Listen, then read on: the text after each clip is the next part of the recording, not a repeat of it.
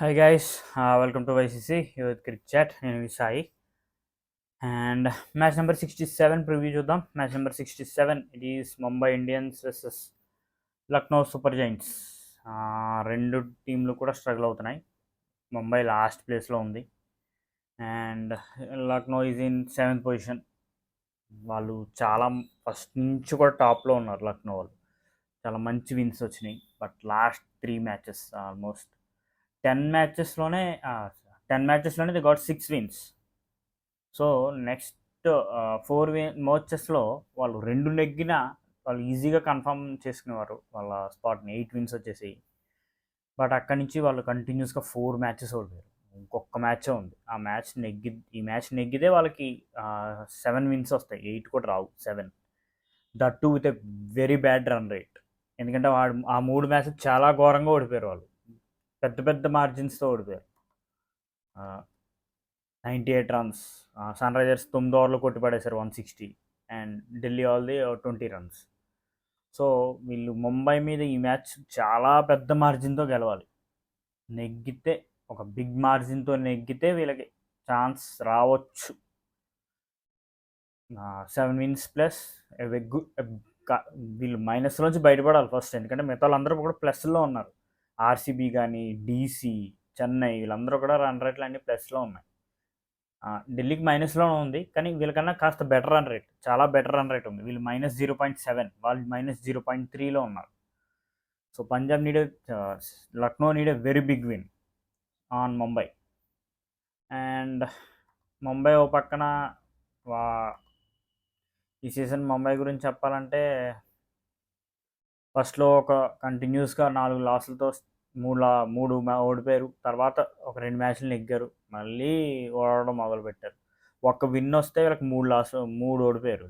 ఒక మ్యాచ్ నెగ్గితే 3 మ్యాచ్లు ఓడిపోతా వచ్చారు వీళ్ళు. లాస్ట్ మ్యాచ్ కూడా సన్ రైజర్స్ మీద ఒక మంచి విన్ వచ్చింది వీళ్ళకి. మళ్ళీ తర్వాత కేకేఆర్ మీద రెయిన్ ఎఫెక్టెడ్ గేమ్, టాస్ వాళ్ళే నెగ్గారు, అంతా వాళ్ళకి ఫేవర్లోనే జరిగింది. బట్ స్టిల్ మ్యాచ్ ఓడిపోయారు వాళ్ళు. 16 ఓవర్స్ గేమ్, అది 18 రన్స్తో దే లాస్ట్ గేమ్. అండ్ ఇది లాస్ట్ మ్యాచ్ లక్నోతో. వాళ్ళ ఫ్యాన్స్ కోసం, వాళ్ళ ప్రైడ్ కోసం అట్లీస్ట్ ఈ మ్యాచ్ నెగ్గితే they will go to 5 wins. Almost అందరికీ 5 విన్స్ ఉన్నాయి, ఒక్క ముంబైకి తప్ప. Even Punjab got 5 wins, GT got 5 wins. So ముంబైకి ఒక్కగే 4 విన్స్ ఉన్నాయి. ఇది నెగ్గితే కాస్త 5 విన్స్తో వాళ్ళు కాస్త పైకి వెళ్ళే ఛాన్స్ ఉండొచ్చు లాస్ట్ పొజిషన్లో కాకుండా. So they should play for the pride and fans, అంతే. అండ్ వీళ్ళిద్దరికి ఆల్రెడీ ఒక మ్యాచ్ జరిగింది, లక్నోకి ముంబైకి. Lucknow has won the match. Mumbai ఆ మ్యాచ్ ఫస్ట్ బ్యాటింగ్ చేసి స్కోర్ చేసి 144. ఇషాన్ కిషన్ ఒక్కడే 32 కొట్టాడు. Nehal Wadhera and Tim David చివర్లో 46 and 35, అంతే. మిగతా వాళ్ళందరూ ఇంక్లూడింగ్ సూర్య అందరూ ఫెయిల్ అయ్యారు. And they chased it in 19.2. Stoinis heroics. ఈ మ్యాచ్ కూడా చాలా టైట్, చాలా హెడ్ టు హెడ్ జరిగింది. సో చివర్లో Stoinis almost 62 runs and he just won the match. So and బౌలర్స్లో లక్నో బౌలర్స్లో the best bowler was Mohsin Khan ఆ మ్యాచ్లో, 36 for 2. మిగతా వాళ్ళందరూ కూడా ఒక వికెట్ తీశారు. And obviously Bumrah was there best bowler, 17 for 0, 17 runs నుంచి వికెట్లు. ఎందుకంటే మీకు ఎప్పుడైతే మీరు 140 చేస్తారో బుమ్రా మీద రిస్క్ తీసుకోరు, ఏ టీం అయినా సరే. బుమ్రాని జాగ్రత్తగా ఆడేద్దామని చూస్తారు. సో హార్దిక్ పాండ్యాకి వచ్చినాయి ఈ మ్యాచ్లో వికెట్స్, 26 for 2.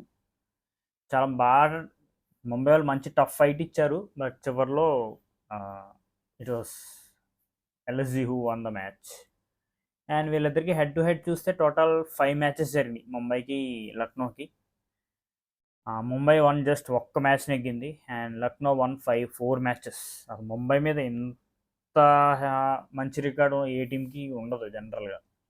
బట్ లక్నోకి ఆల్మోస్ట్ 5 మ్యాచెస్లో 4 లక్నో నెగ్గింది. అంటే ఆల్మోస్ట్ 90% మ్యాచెస్ వాళ్ళే నెగ్గారు. And high scores, Mumbai high score is 182 and Lucknow high score is 199. వీళ్ళిద్దరి మధ్య ఎప్పుడూ కూడా 200 అనేది క్రాస్ అవ్వలేదు. మరి ఈరోజు ఏమైనా క్రాస్ అవుద్దలేదు చూడాలి. అండ్ స్క్వాడ్స్ చూస్తే ఎల్ఎస్జీ వాళ్ళు డికాక్నే కంటిన్యూ చేస్తున్నారు మళ్ళీ. మరి ఏంటో డికాక్కి వాళ్ళకున్న అనుబంధం ఏంటో కానీ కైల్ మేయర్స్కి బెంచ్ మీద కూర్చోబెట్టి డికాక్నే కంటిన్యూ చేస్తున్నారు. ఓకే, డికాక్నే కంటిన్యూ చేసుకోండి. KL Rahul, de Kock, Stoinis, Hooda, Krunal Pandya ఇక్కడ దాకా కూడా they got a very good batting. అయినా వీళ్ళు they are not winning matches. And Ayush Badoni ఉన్నాడు ఇంకా ఇంపాక్ట్ ప్లేయర్గా. And Yudhvir Singh Charak, Arshad Khan played really well. ఒక మంచి 50 కొట్టాడు హర్షద్ ఖాన్. నవీన్ ఉల్హాక్, మోషిన్ ఖాన్. టీం అయితే బాగుంది. మరి వీళ్ళు ఎందుకు they are losing, I'm not understanding. వీళ్ళకి స్టార్టింగ్లో మంచి స్టార్ట్స్ రావట్లేదు. ఎవరో ఒకరు డికాక్ ఉంటే రాహుల్ అయిపోతున్నాడు, రాహుల్ ఉంటే డికాక్ అయిపోతుంది, ఒకసారి ఇద్దరు అయిపోతున్నారు త్వరగా. సో ఆబ్వియస్లీ మిడిల్ ఆర్డర్ మీద కొంచెం ప్రెషర్ పడుతుంది. వీళ్ళు చెన్నై మీద నెగ్గిన మ్యాచ్ కూడా స్టోయినిస్ హీరోయిక్స్ అయ్యి స్టోయినిస్ ఒక్కడే నిలబడి కొట్టాడు. మిగతా వాళ్ళందరూ అయిపోతూ వచ్చారు ఒక పక్కన. స్టోయినిస్ ఒక్కడే ఆల్మోస్ట్ 2 మ్యాచ్లో 3 మ్యాచ్లో స్టోయినిస్ సింగిల్ హ్యాండెడ్గా గెలిపించాడు ఎల్ఎస్జి. అండ్ ముంబై స్క్వాడ్లో మరి ఏదైనా వాళ్ళు ఎవరికైనా కొత్త ఎక్స్పెరిమెంట్స్ ఏమైనా చేస్తారేమో చూడాలి. వాళ్ళు రోహిత్ని ఇంపాక్ట్ ప్లేయర్గా వాడుతున్నాడు. మరి రోహిత్ ఫిట్గా లేడో ఏంటో మరి. రోహిత్, ఇషాన్, నమందీర్, సూర్య, నెహల్ వధేరా, తిలక్ వర్మ, హార్దిక్ పాండ్యా, టిమ్ డేవిడ్, అన్షుల్ కంబోజ్, పీయూష్ చావ్లా, బుమ్రా, నవోన్ తుషారా. మరి వేరే వాళ్ళకి ఈ మ్యాచ్ ఎవరికైనా ఛాన్స్ ఇస్తారా లేదో చూడాలి. వీళ్ళు కంప్లీట్గా రొమారియో షెపర్డ్ని ఒక 2 మ్యాచ్లు ఆడించారు, మళ్ళీ తర్వాత ఎందుకు బెంచ్ మీద కూర్చోబెట్టారు నాకు అర్థం కాదు. రొమారియో షెపర్డ్ డీసీ మీద ఆల్మోస్ట్ ఒక లాస్ట్ ఓవర్లో 28 రన్లు కొట్టి సింగిల్ హ్యాండెడ్గా నెగ్గించాడు ఆ మ్యాచ్ని. మరి అలాంటి రొమారియో షెపర్డ్ని వీళ్ళు ఎందుకు బెంచ్ మీద కూర్చారో అని నాకు అర్థం కాదు. జెరాల్డ్ గార్జియన్ కూడా బెంచ్ మీద పెట్టారు, ఆకాష్ మధ్వాల్ని బెంచ్ మీద కూర్చోబెట్టారు. సో చూడాలి. అండ్ స్టాట్స్ చూస్తే Mumbai best batsmen was Tilak Varma, 13 innings 416 runs. తర్వాత Rohit 13 innings 350 runs.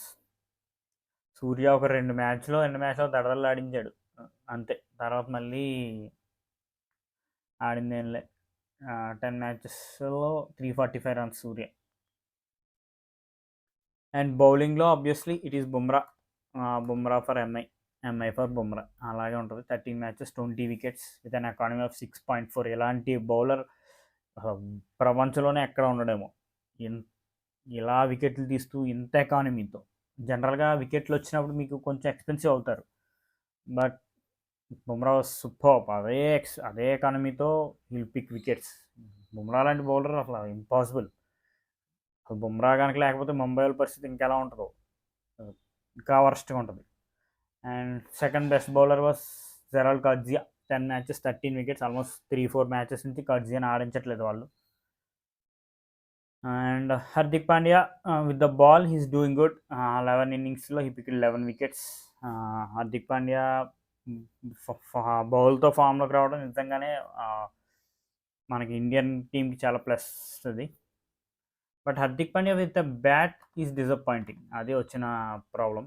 Hardik Pandya with the bat he scored just 200 runs. 12 innings he scored 200 runs అంతే. బ్యాట్తో కొంచెం కాంట్రిబ్యూట్ చేసి ఉంటే ఇంకా బాగుండేది Hardik Pandya. Because of captaincy pressure obviously. Captaincy అనేది బర్డెన్ అయిపోయింది హార్దిక్ పాండ్యా. గుజరాత్లో ఉన్నప్పుడు హార్దిక్ పాండ్యా కెప్టెన్గా ఉన్నప్పుడు కింగ్లా ఉండేవాడు.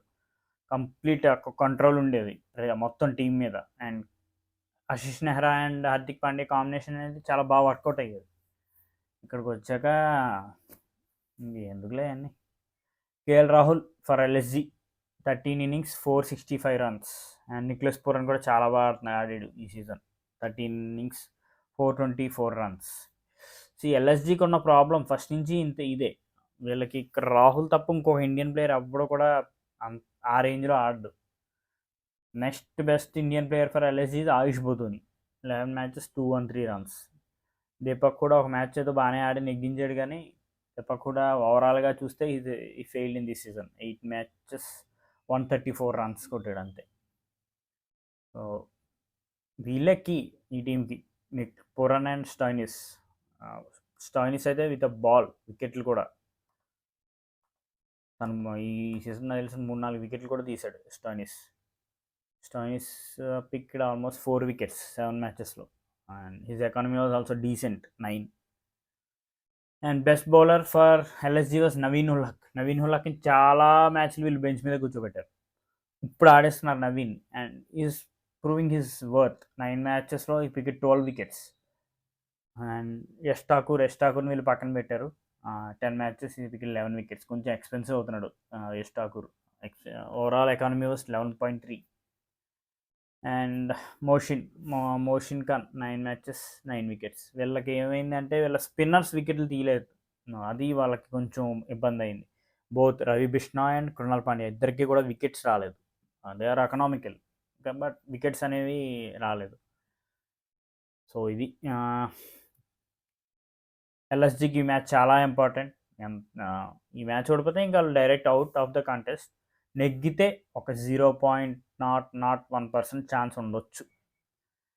డెఫినెట్గా ఎంఐ మీద అంత ప్రెషరే ఉండదు. ఇన్ని మ్యాచ్లు ఓడిపోయారు, ఇంక ఈ మ్యాచ్ ఓడిపోతే ఏమైనా ప్రెషర్ ఉంటుందా? వాళ్ళ మీద ప్రెషర్ ఉండదు, వాళ్ళు చాలా ఫ్రీగా ఆడతారు. బట్ ఎల్ఎస్జికి మ్యాచ్ చాలా ఇంపార్టెంట్.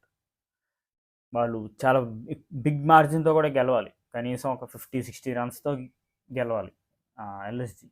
ఆ రన్ రేట్ని కాస్త తగ్గించడానికి. ఎందుకంటే వాళ్ళు మైనస్లో ఉన్నారు, -0.7లో ఉన్నారు వాళ్ళు. సో చూడాలి ఎవరు నెగ్గుతారో. అండ్ ఈ మ్యాచ్ విన్నర్ అంటే కష్టమే అబ్బా. 2 టీంలు కూడా స్ట్రగుల్ అవుతున్నాయి, 2 టీంలు కూడా బ్యాటింగ్లో స్ట్రగుల్ అవుతున్నాయి, 2 టీంలు కూడా బౌలింగ్లో స్ట్రగుల్ అవుతున్నాయి. ముంబైకి ఒక బుమ్రా తప్ప మిగతా బౌలింగ్ అంతా రొట్టే. అండ్ ఎల్ఎస్జికి కూడా అంతే. ఎల్ఎస్జికి ఒక నవీన్ ఉల్హక్ ఒకడు బాగా వేస్తున్నాడు, కాస్తో కోస్తో తిను దిస్ మ్యాన్ మోషిన్ ఖాన్ బాగా వేస్తున్నాడు. మిగతా వాళ్ళందరూ కూడా it's not working. So winning chances I somehow feel ఈ మ్యాచ్ ఎల్ఎస్జీ నెగ్గొచ్చేమో అనుకుంటున్నాను. So thank you so much. Please like, share and subscribe if you like my content. Thank you.